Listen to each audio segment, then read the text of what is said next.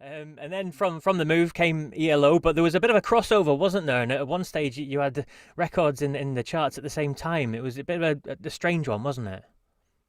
Yeah, I don't know whether that was a unique happening or not, whether if anyone else has ever had that. But yeah, in the charts, I think it was 72.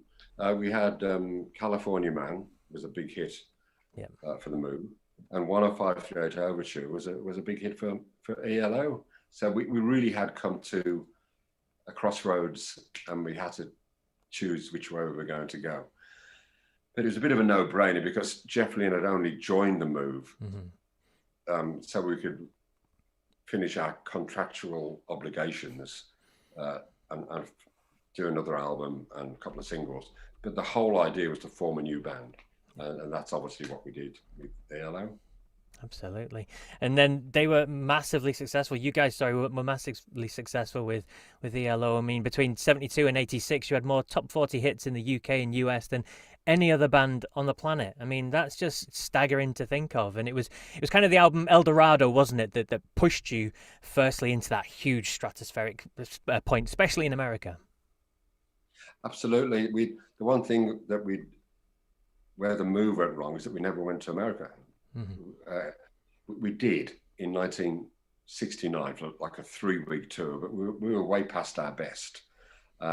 We should have gone, in '67, like the Who did, and Hendrix went back there, and Cream, and I think we'd have done well. But anyway, that we'll never know that.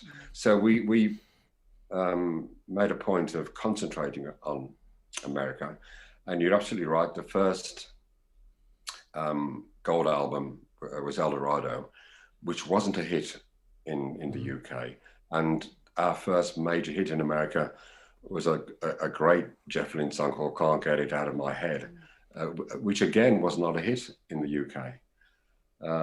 But Jeff just got better and better, really, as a songwriter and producer, and as you've just said, it was pretty staggering list of hits there. And you mentioned Jeff getting better and better in there. When you look at the records that you guys put out, I mean, Face the Music followed, a New World Record, that sort of thing.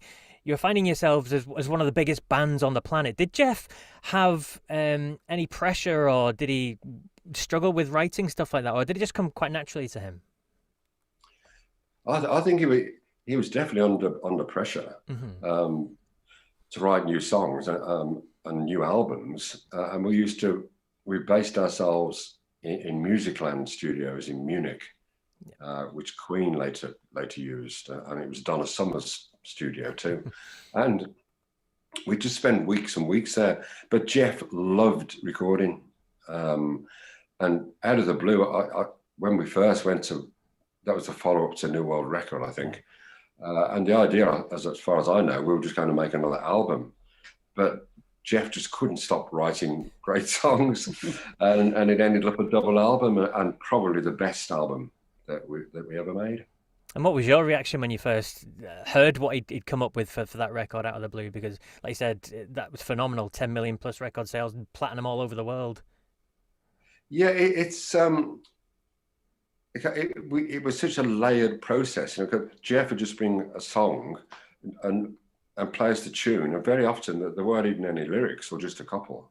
Okay. So, and then I started by putting a fairly simple drum track down, because I used to double track the drums, which is why it's quite a unique sound.